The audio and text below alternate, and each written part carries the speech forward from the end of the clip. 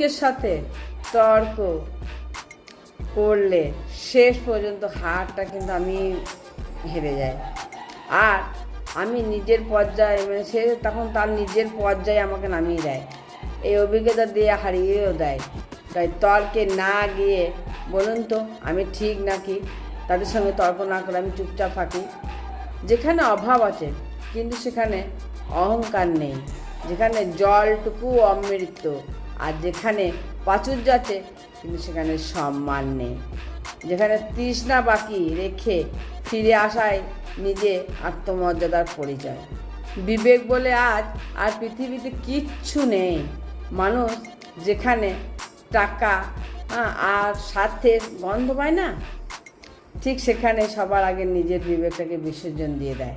একটা বাস্তব কথা কিন্তু, বৃষ্টি শেষ হয়ে গেলে ছাতারা যেন বিরক্ত লাগে, ঠিক তেমনি কিছু মানুষের কাছে তাদের প্রয়োজন শেষ হয়ে গেলেও সব কিছু যেন খুব বিরক্ত লাগে।